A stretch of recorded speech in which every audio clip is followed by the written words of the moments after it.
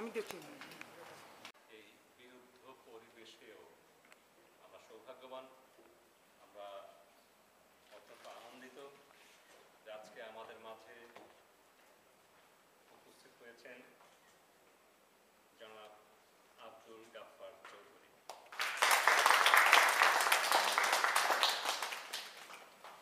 উদীচীর প্রতি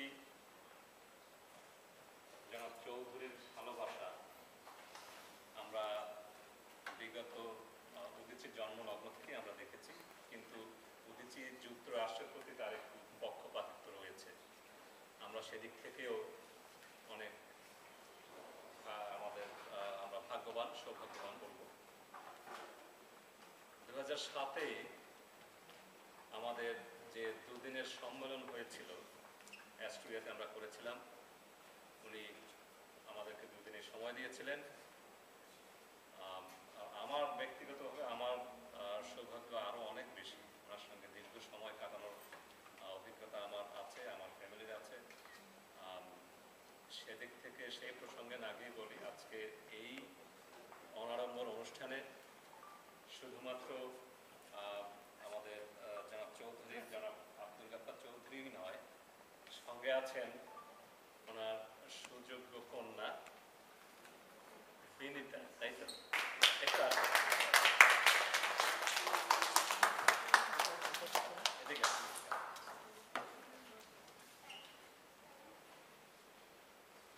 আমরা আপনাকেও পেয়ে খুব অবশ্যই আনন্দিত এবং ধন্য। উনি লন্ডনেই থাকেন, আমার কিন্তু উনি খুব আমাদের মতো করে বাংলা বলেন, এটি হচ্ছে সবচেয়ে আমাদের আরেকটি গর্বের বিষয়। আমরা ডিটেলসে না গিয়ে যারা পেছনে আমাদের নতুন প্রজন্ম যারা আছে তাদের উদ্দেশ্যে আমি একটু বলি, তারপর কবির ভাই আছেন যদি কথা বলবেন, আমাদের সুব্রতা আছেন উনি দুটি কথা বলবেন, অনেকেই আছেন। আমরা চেষ্টা করবো খুব তাড়াতাড়ি জিনিসটাকে করতে। বাচ্চাদের উদ্দেশ্যে বলি, আমরা যে আবার একটু জোরেই বলি, আমরা যে 21শে ফেব্রুয়ারি গানটা আজকে করবো, আমার ভাইয়ের রক্তে রাঙানো 21শে ফেব্রুয়ারি, সেই গানটি যিনি লিখেছেন উনি আজকে আমাদের সঙ্গে, ঠিক আছে? আবার একটু হাততালি দাও, খুব জোরে আবার বলো, আমি 1 2 3 বলে তোমরা বলবে স্বাগত, ঠিক আছে? খুব জোরে 1 2 3। আমরা আমাদের এই অনারম্বর অনুষ্ঠানে, খুব ছোট্ট এই অনুষ্ঠানে অবশ্যই আমাদের সবার প্রাণ ঢালা শুভেচ্ছা, শ্রদ্ধা এবং অভিনন্দন আমাদের এই অতিথিকে। আমরা অনুষ্ঠানে যাবো, খুব ছোট অনুষ্ঠান। তার আগে আমি প্রথমেই বলবো সূর্যমুখাকে দুটি কথা, এরপরে কবি আসবেন, তারপরে আমরা এই একটু গান করবো এখানে, ঠিক আছে? আমার তেমন বলার কিছু নেই, জীবন অলরেডি বলছেন। আমি যেটাই বলবো যে আমরা ওনাকে যুক্তরাষ্ট্র উঠেছি, যখনই আমরা ডাকছি সব কিছু ছেড়ে আমাদের ডাকে সবসময় সাড়া দিয়েছেন এবং আসছেন। 3-4 জন আমরা নিয়ে আসছি।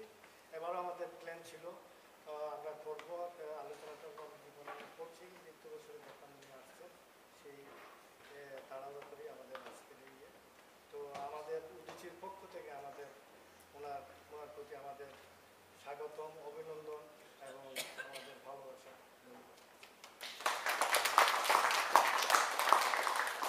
কবির ভাই দুটি কথা বলবেন। গফফার ভাইয়ের কথা প্রথমেই যদি বলতে যাই, তার চোখে ভেসে ওঠে আমাদের 21কে আমরা কিভাবে দেখি। 21 হলো বাঙালির জন্মদিন। এই জন্মদিনকে কেন্দ্র করে যে গান উনি রচনা করেছেন, সেই গান মায়ের মতো বাঙালিদেরকে 21কে লালন পালন করে সেই সূতিকার গান থেকে আমাদের স্বাধীনতা আন্দোলন শুরু হয়ে যায়। 21-এর গান কেবলমাত্র গান না, এটা একটা অনুপ্রেরণা। গফফার চৌধুরীকে যদি আমি খুব অল্প কথায় বলি, এটা আমি বলি এইভাবে, আব্দুল গফফার চৌধুরী হলেন 21-71-এর প্রেরণায় আমাদের সামাজিক, রাজনৈতিক, অর্থনৈতিক তরঙ্গের বিদীর্ণ হওয়া অসম্ভব জনপ্রিয় একজন প্রোগ্রেসিভ বাঙালি কমিউনিস্ট। এবং ঠিক যদি ওটাও না বলি তাহলে বলবো প্রোগ্রেসিভ ন্যাশনালিস্ট। তথাকথিত ওই বক্তব্যটি না দেওয়াই গেল, তিনি প্রোগ্রেসিভ ন্যাশনালিস্ট। আপনারা যারা বড়রা এই শব্দগুলি শুনলেন তারা বুঝেছেন।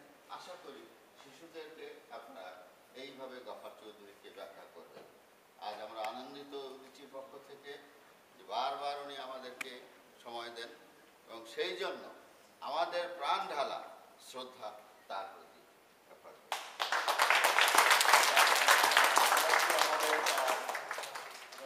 আমাদের মনের যে শ্রদ্ধা সেটি আমরা এখনই অর্পণ করতে চাই। এরপরে আমাদের সঙ্গে আছেন আমাদের বড় ভাই সৈয়দ মোহাম্মদুল্লাহ এবং দিলাম ভাই আছেন, ওনারা যদি কথা বলবেন। আমরা আমাদের অনুষ্ঠানটি আগামী 10 মিনিট পরে আমরা আমাদের কিছু ব্যাপক কথা বলার জন্য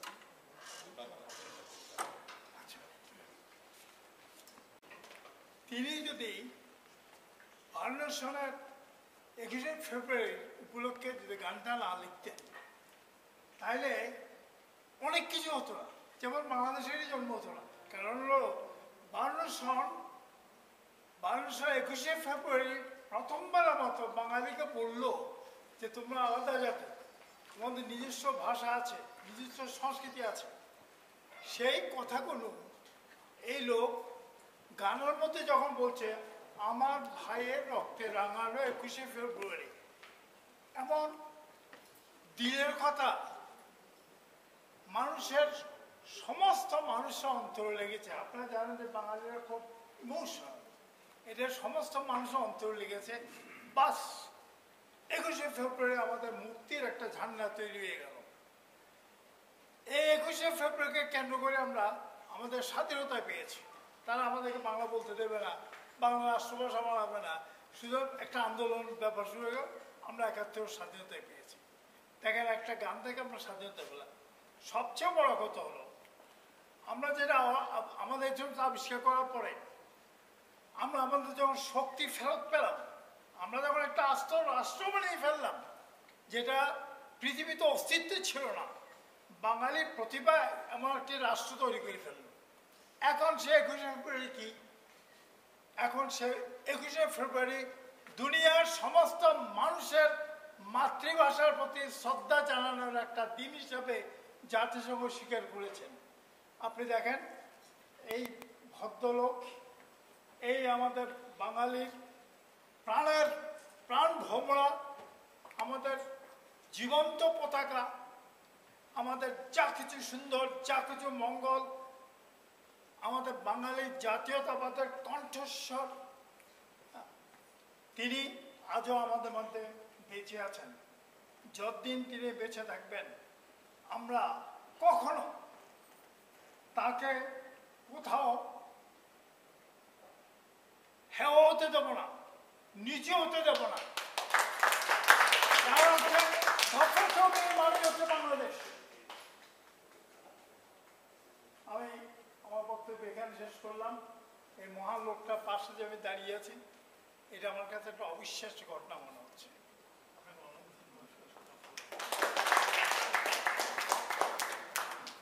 পরে আমরা সময় নেই, আমাদের সর্বজনের শ্রদ্ধেয় সৈয়দ মোহাম্মদুল্লাহ আমাদের মাঝে আছেন, দুটি কথা বলবেন।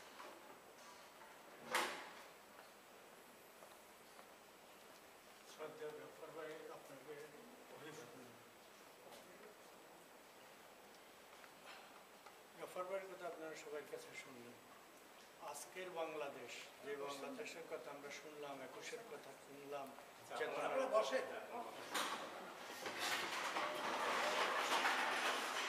যে চেতনার কথা শুনলাম, সেই চেতনাকে থেকে বাংলাদেশকে বিচ্যুত করার জন্য বাংলাদেশের সৃষ্টি করে বঙ্গবন্ধুকে হত্যা করার পর থেকে অবিরাম ধারা চক্রান্ত চলছে। কিন্তু বাংলাদেশকে তার নেতৃত্বে যে অগ্রেসিভ চেতনা, অসাম্প্রদায়িক, ধর্মনিরপেক্ষ, গণতান্ত্রিক বাংলাদেশ রাখার যে চেতনা, সেই চেতনা ধারায় বাংলাদেশকে টিকিয়ে রাখার জন্যে তিনি অবিরাম লিখে যাচ্ছেন, অবিরাম লিখে যাচ্ছেন। তিনি বাংলাদেশের শুভ চেতনা, প্রগ্রেসিভ চেতনা, মুক্ত বুদ্ধির জীবন্ত প্রতীক। His living legend, his living legend of progressive secular democratic Bangladesh. And what other forces, devils are trying to derail our nation from that moorings. তোমরা ইয়াংরা, আমি 2 সেন্টেন্স ইংরেজিতে বললাম যাতে বুঝতে পারবে। If you research on social media, we will find that there are evil forces in Bangladesh, the terrorist forces, they are trying to derail our country. এবং সেটার he is one of the most singular forces against that activity. তো 21-এর গানের রচয়িতা হিসাবে আমাদের চেতনার, আমাদের বিবেকের জাগ্রত অভিভাবক হিসাবে, প্রতিনিধি হিসাবে আপনাকে আমাদের গভীর শ্রদ্ধা, এবং আমরা সবাই যেন এটা স্মরণ করতেছি।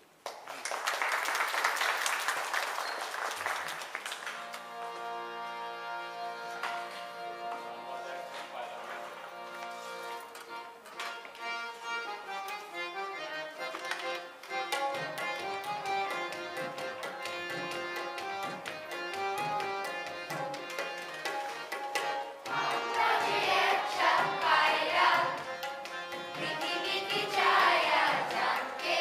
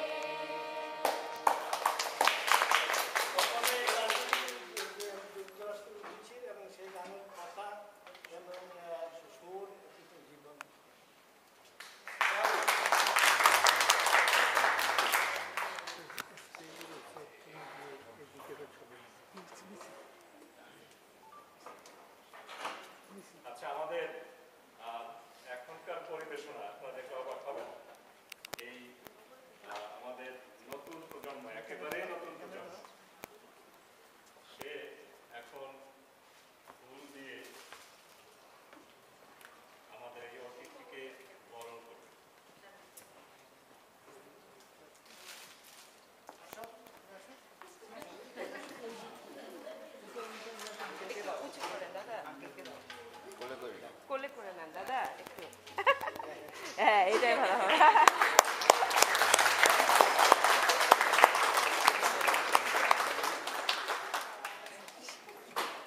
এবারে আমরা সবাইকে বলবো আপনারা আমার সঙ্গে পার্টিসিপেট করবেন এবং আমাদের ওদিকে ফুল রাখা আছে। আমরা এই বিখ্যাত আমাদের বলবো যতদিন বাংলা সংস্কৃতি থাকবে এই গান থাকবে, যতদিন বাংলাদেশ না থাকলেও গান থাকবে। আমরা এই গানটি করবো, আপনারা যারা শ্রদ্ধা জানাতে চান ফুল দিয়ে তারা লাইনগুলো দিক থেকে আপনারা ফুল দিয়ে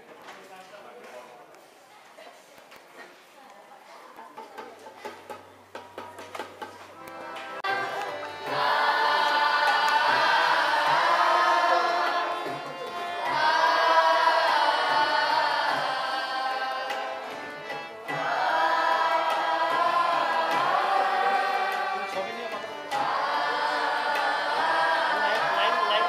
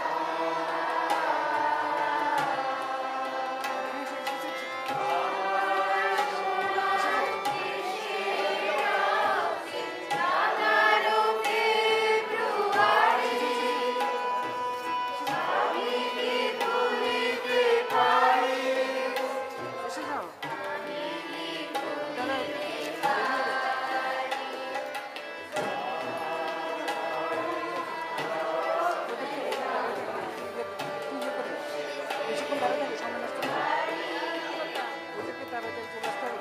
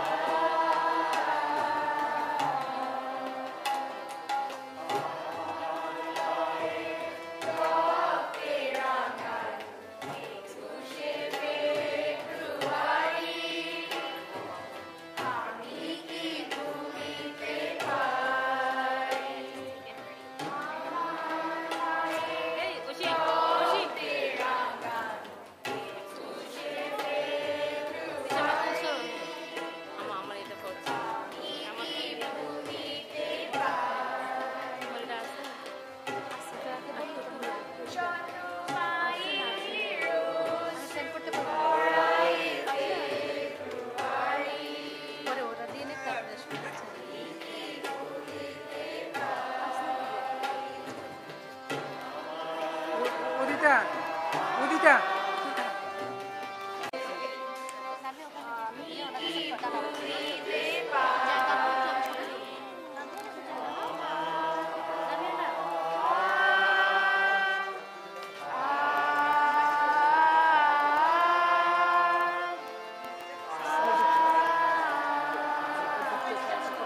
সবার একটা ফটো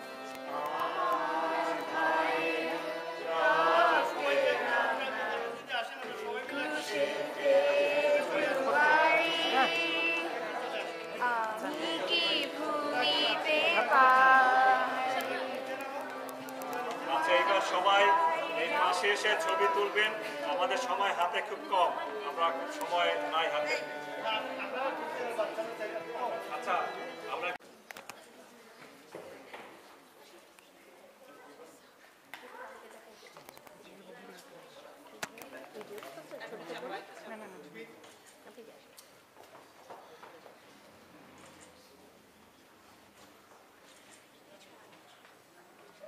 আচ্ছা, তাহলে আমাদের হ্যাঁ, ছবি যদি শেষ হয় আমরা ছবি তুলে নিচ্ছি। আপনার একটা ছবি আচ্ছা, এরপরে আমরা একটু কাকার কাছ থেকে আমরা দুটি কথা শুনবো এবং তারপরে আমরা আমাদের অনুষ্ঠান সমাপ্তি ঘোষণা করব। সবাই একটু সামনে যান, সামনে যেতে হবে সবার। সবাই সামনে গিয়ে বসুন। অনেক ধন্যবাদ। এই আমাদের অনুষ্ঠানে আমরা আমাদের অন্তরের শ্রদ্ধা সারা জীবন থাকবে, যতদিন বাংলা ভাষা আছে সেটি বলেছি, আমরা সেটি জানালাম। আমরা সবাই জানি, ছোটদের উদ্দেশ্যে অবশ্যই, বড়দেরকেও বলবো যে আমরা বিগত যদি 30 বছরের কথা বলি, পৃথিবীর টেকনোলজিক্যাল অ্যাডভান্সমেন্ট অনেক, যার ফলে বাংলাদেশ, আমেরিকা, লন্ডন এবং অন্যান্য দেশ কাছাকাছি এখন। এতে একটি সুবিধা এবং অসুবিধাও হয়েছে।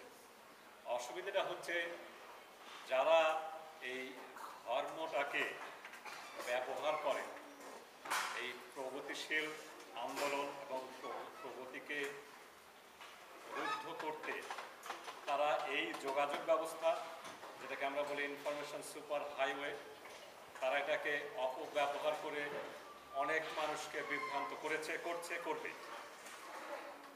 সেই ঘটনার পুনরাবৃত্তি আমাদের নিউ ইয়র্কে আমরা দেখেছি। কিছু কূপমণ্ডূক মানুষ আমাদের এই বাংলা ভাষার সঙ্গে যার নাম ওতপ্রোতভাবে জড়িত, বাংলার ইতিহাসের সঙ্গে যার নাম জড়িত এবং বাংলা ভাষার যে আন্দোলন ছিল, যার সঙ্গে যার নাম ওতপ্রোতভাবে জড়িত, তার বিরুদ্ধে কিছু কুৎসা ঘটনা তারা করেছে এবং সেটি করেছে একেবারেই, আমরা জানি, হাতে গোনা কয়েকটি, বা ইংলিশে বললে বলতে হবে মিসক্রিয়েন্ট, বাংলায় বললে আমরা বলবো দুষ্কৃতকারী। আমরা এদেরকে আমাদের অন্তর থেকে এবং আমাদের প্রতিবাদের ভাষা থেকে আমরা আমাদের ঘৃণা জানাচ্ছি, আমাদের প্রতিবাদ জানাচ্ছি।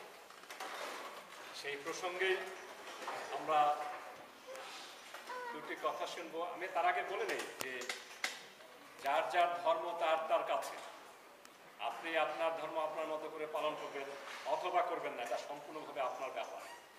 আমি পালন করব কি করব না আমার ব্যাপার। আমি আল্লাহ, ভগবান, যীশু খ্রিস্ট, বৌদ্ধ, কার পূজা, কার ধ্যান, কার নামাজ পড়ি, এ সম্পূর্ণ আমার ব্যাপার। সেটি নিয়ে ওই রাস্তায় মিছিল করার কোনো কারণ এই বর্তমান ইনফরমেশন সুপার হাইওয়ের যুগে না, এটি অত্যন্ত ঘৃণিত। আমরা আবারও এই দুষ্কৃতিকারীদের ঘৃণা জানাচ্ছি, আমরা প্রতিবাদ জানাচ্ছি। একই সঙ্গে মুক্তিযুদ্ধের পক্ষের যে শক্তি এবং বাংলার হাজার বছরের সংস্কৃতিকে যারা ধারণ করেন, যারা লালন করেন, যারা পালন করেন, তাদের কাছে আমাদের দাবি, আসুন আমরা সবাই একাত্ম হই, আমরা সবাই হাতে হাত মেলাই, বুকে বুক মিলিয়ে এই দুষ্কৃতিকারীদেরকে আমরা প্রতিহত করি। এই আহ্বান জানিয়ে আমি আমাদের আজকের এই অনারম্ভ অনুষ্ঠানের প্রধান আকর্ষণ এবং আমাদের প্রাণের মানুষ জনাব আব্দুল গাফফার চৌধুরীকে দুটি কথা বলতে বিনীত অনুরোধ করব। জনাব চৌধুরী।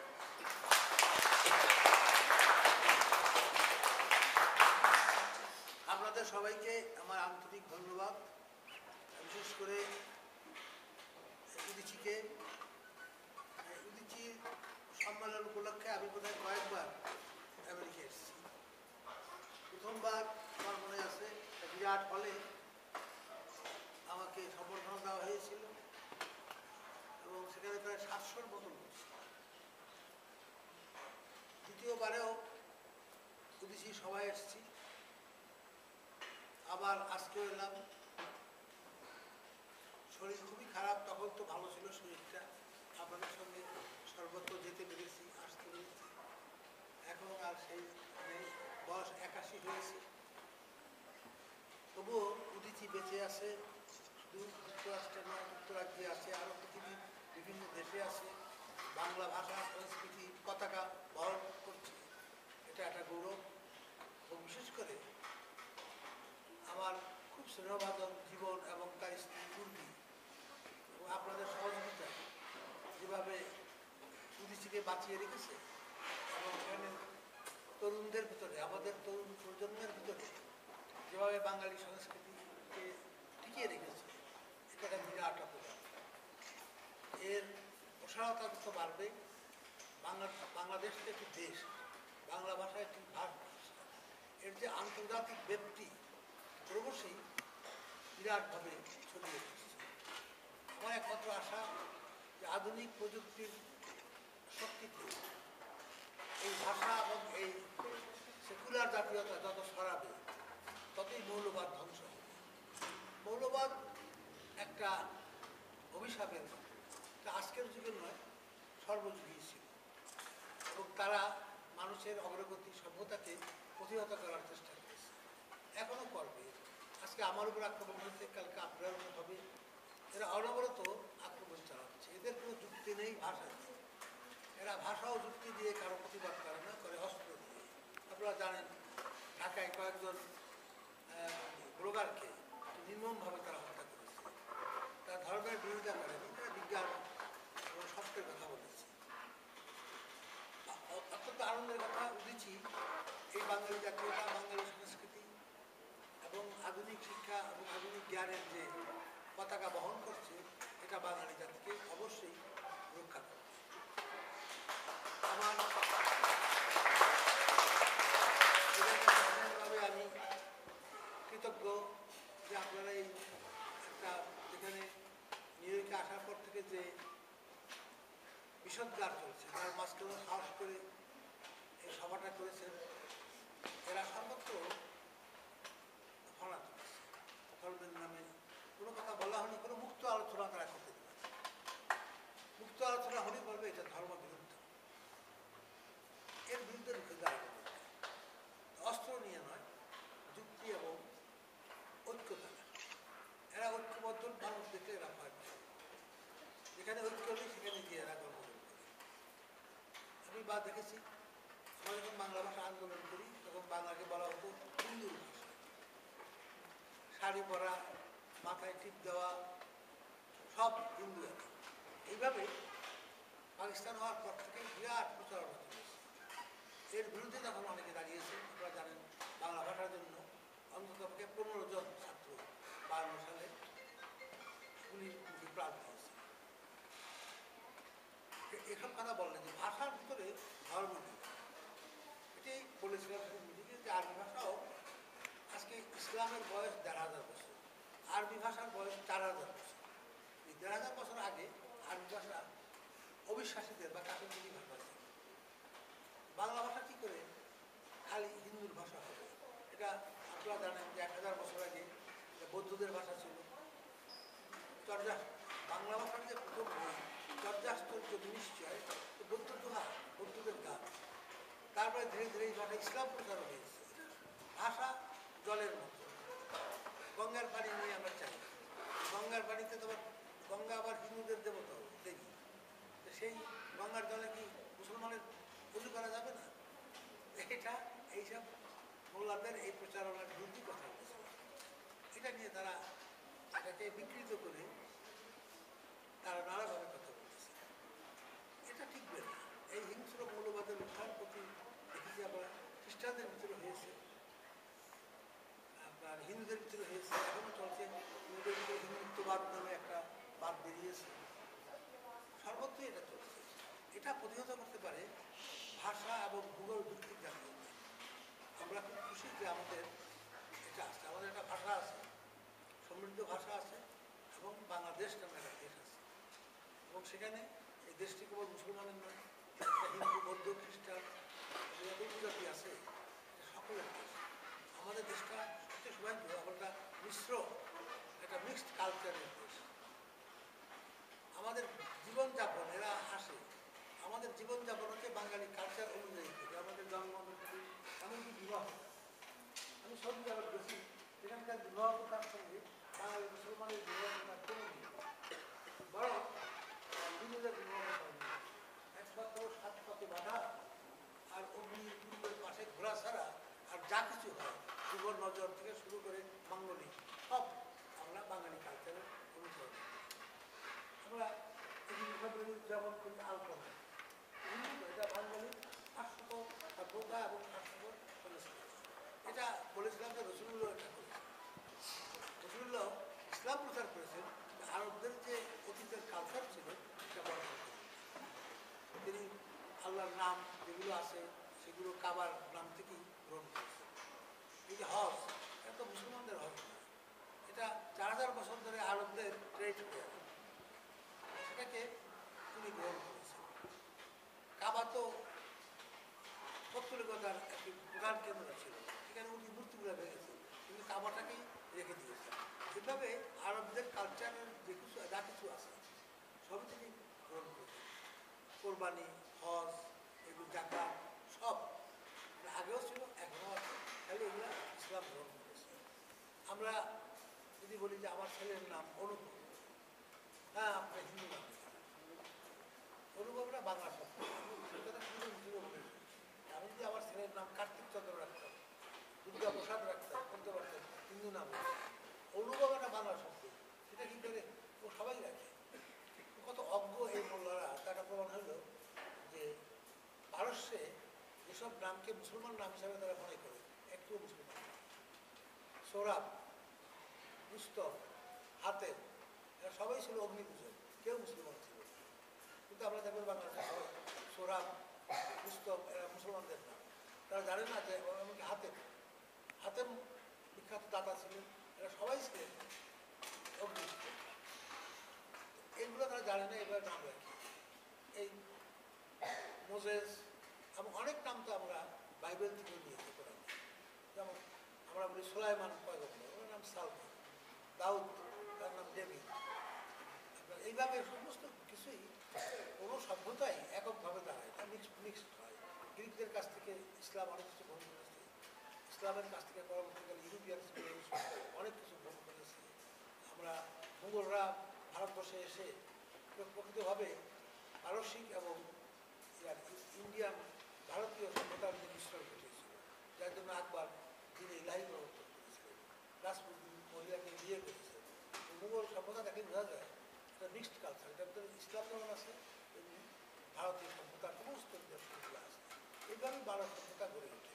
এই কথা বললে এরা এই বর্তমানে একদম মৌলবাদ তৈরি হয়েছে, এরা আমেরিকারা তৈরি করেছে এবং তাদেরই শত্রু হয়ে দাঁড়িয়েছে। কমিউনিজমকে ধ্বংস করার জন্য তারা তালেবানের জন্য আফগানিস্তানে প্রতিষ্ঠা করে। তালেবানরা এখন তাদের বিরুদ্ধে গেছে। সিরিয়ার আসাদকে উৎখাত করার জন্য তারা আইসিস জন্ম দেয়। এই আইসিস এখন তাদের সঙ্গে লড়াই করতেছে এবং আমেরিকান ইকোনমি আজকে একটা বিরাট চ্যালেঞ্জের সম্মুখীন। কারণ গোটা দুনিয়া জুড়ে তারা যে টেররিস্টদেরকে শিক্ষিত করেছে, ট্রেন করেছে, অস্ত্র দিয়েছে, এখন তারা সেই অস্ত্র দ্বারা আমেরিকার বিরুদ্ধে লড়াই করছে এবং সমস্ত পৃথিবীর শান্তি স্বাধীনতাকে তারা বিপন্ন করে তুলেছে। আজকে বাংলাদেশে শান্তি নেই, মানে জামাতের উৎখাত করছে। কেউ যদি বলে ধর্ম সম্বন্ধে কোনো আলোচনা করে তাকে হত্যা করা হয়। হুমায়ুন আজাদ থেকে শুরু করে এই অভিজিৎ পর্যন্ত একের পর এক 71 সালেই তারা বুদ্ধিজীবী হত্যা করেছে, এখনও হত্যা করা হচ্ছে। আমাকে বাংলাদেশের কপিলে হত্যা করেছে। আমার যে বয়স 81, আমি যে বাংলাদেশের জন্য কাজ করেছি, মুক্তি সংগ্রামে যোগ দিয়েছি, এগুলো তারা বিবেচনা করবে না, হত্যা করবে। এবং সবচেয়ে ভয়ের কথা যেটা দেখলাম, তারা তরুণদের ভিতরে আপনার অনুপ্রবেশ করেছে। বাংলাদেশে একেবারে হিজাবের বিরোধিতা করেছে। কোথাও ধর্মে বলা হয়নি তুমি আপাত মস্তক কালো কাপড়ে আবৃত করিয়া কাপড় বলে তুমি ইসলামে বলা হয়েছে তুমি নিজেকে এমনভাবে কাপড় পরো যাতে পুরুষের দৃষ্টি বা অন্যের দৃষ্টি আকর্ষণ করে। তার জন্য একজনকে একেবারে কালো কাপড় হিসাব করতে হবে, এই নির্দেশ করতে হবে। এটাই বলেছি, তাতেও আমি এখন বুঝতাম। আমি বলেছি যে হযরতের পত্নী আয়েশা এই ঘোড়ায় করে যুদ্ধ করতে, উঠে চলে যুদ্ধ করতে, ঘুমটা বলে তো যুদ্ধ করা যায় না। তো এখন ঘুমটা না বললে ইসলাম ধ্বংস। এগুলো বলার কারণ না বললেও হবে, বলার কারণ যে আমাদের যে তরুণ প্রজন্ম তারা যদি না জানে ইসলাম কি, তারা যদি মনে করে ইসলাম একটা টেররিস্টদের ধর্ম এবং ইসলামের যদি কথা বলে একজনকে খুন করতে হবে, এটা যে ইসলাম বলে না এটা তাদের জানে না। ইসলাম হচ্ছে একটা সমন্বয়ের ধর্ম, এককভাবে কিছু হয়নি। এটা জুদাইজমের কাছ থেকে, হিন্দুইজমের কাছ থেকে, আপনার খ্রিস্টানদের কাছ থেকে, বিভিন্ন জায়গা থেকে এরা উপকরণ করে এই ধর্ম তৈরি করেছে। আর একেশ্বর মাত্র ইসলামের না, হিন্দুরাও বলে এক বেবা দ্বিতীয়, একেশ্বর মাত্র সর্বধর্মই আছে। এটা নিয়ে এই ঝগড়া বিবাদ, এটা আমাদের সংস্কৃতির একটা বিরাট বাধা। রবীন্দ্রনাথের সভ্যতার সংকট আপনার বলেছেন, বারবার বলেছেন যে সভ্যতার সঙ্গে বড় সংকট হচ্ছে যখন তা অপধর্মের অপসংস্কৃতির আমরা এটা সর্বধর্মে এই অপসংস্কৃতি আছে, খ্রিস্টানদের ভিতরে আছে, মুসলমানদের ভিতরে আছে। এর বিরুদ্ধে যুদ্ধ করার জন্য মানবতার হিউম্যানিটি আমাদের ধর্ম।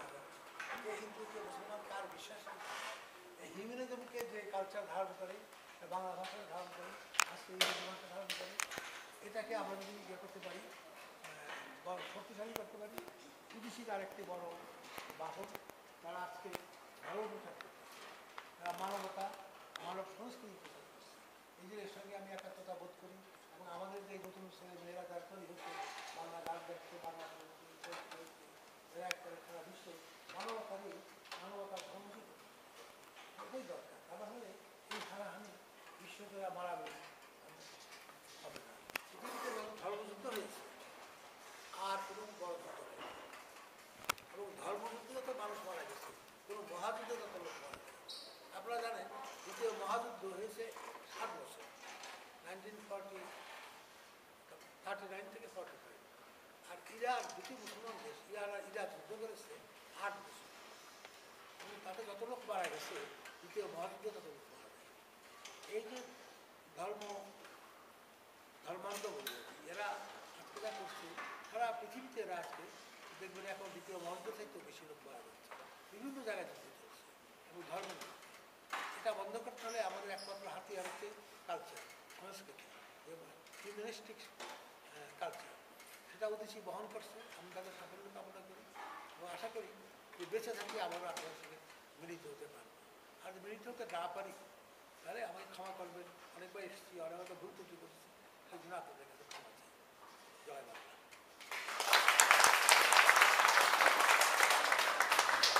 সবাই একটু দাঁড়াবে, আমরা লা